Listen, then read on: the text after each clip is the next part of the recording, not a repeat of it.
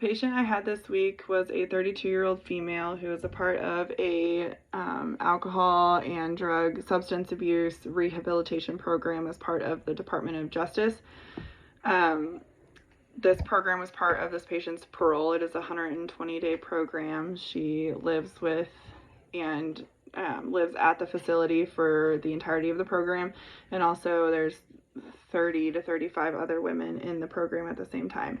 Part of the program is following up with a psychiatrist and checking on their mental health well-being. So we had started the patient on naltrexone. The brand name is Rivia, is the oral dose. I probably said that wrong. And then there is an injectable Vivitrol. This patient had been on naltrexone in the past, and it did work for her for a couple years for alcohol dependence. So she was aware and requested naltrexone for cravings, and the nurse practitioner did write for it. She also mentioned the Vivitrol during the appointment, and they decided to put her on the oral dose for now, and at the end of the graduation of the program, they would do the naltrexone Vivitrol injection for after the program is done, because that would last 30 days for her. So the drug class is a opiate receptor antagonist. It works on the mu opiate receptors by preventing outside opiates from binding and prevents the pleasurable effects of opiate consumption. It also works on alcohol consumption similarly by the modulation of opiate systems, and reduces and reinforces the effects of alcohol. So it is commonly FDA approved for alcohol dependence, blockade of the effects of external opiates, and then prevention of relapse, which is the injectable prevention of relapse. It starts working within a few days and has maximum effects within a few weeks. The injectable works similarly. Before prescribing the injectable, you want to make sure that the patient does not have any allergies or major side effects to naltrexone with the oral administration before prescribing or administering the injectable. Because the injectable lasts 30 days, you can't take that back. It should reduce alcohol and opiate consumption by diminishing and their reinforcing practice, so rewarding effects, and it works on cravings. This patient's one of her biggest complaints was cravings at the time of the appointment. So noticeable side effects is nausea, vomiting, decreased appetite, dizziness, anxiety. The injection site reactions is also a common side effect, just pain, tenderness, redness, bruising, similarly to any IM injection.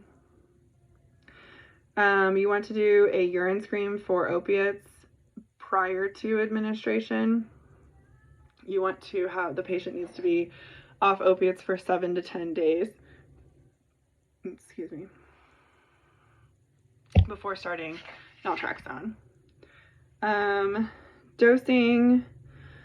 The tablet comes in 25, 50, and 100 milligrams, and then the injectable is dosed at 380 milligrams IM every 4 weeks. So that lasts for 4 weeks.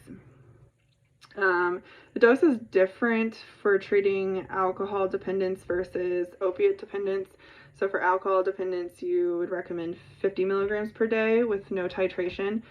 That's the oral administration. And then for opiate dependence is 25 milligrams per day for initiation, and then on day 2 can increase to 50 milligrams. And again, we want the patient should be opiate free for 7 to 10 days.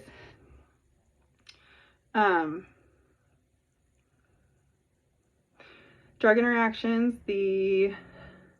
it's metabolized in the liver and works on the, oh my gosh, where did I write that down at? Is not metabolized by the CYP450 enzyme system and is unlikely to be affected by drugs that induce or inhibit CYP450. The half-life is 13 hours. There are they're not dose adjustments for renal impairment. However, hepatic impairment has the potential for hepatic injury if they do have prior liver disease, which with alcohol patients, that's something to really be concerned of. Dosing adjustments not indicated for mild impairment, but has the potential to cause further liver damage.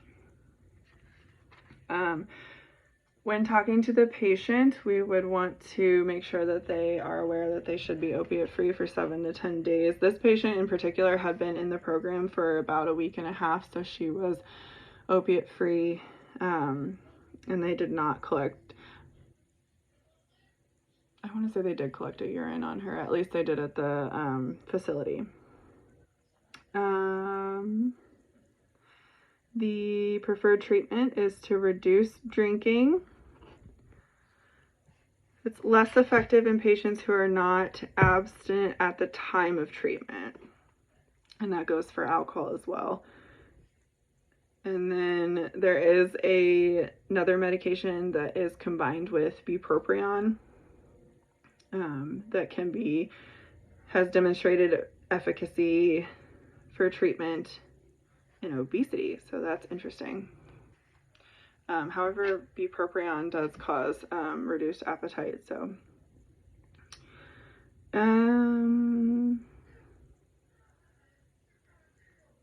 I would let the patient know about the hepatic injury side effect, and I would also mention the side effects of nausea, vomiting, decreased appetite, dizziness, dysphoria, anxiety.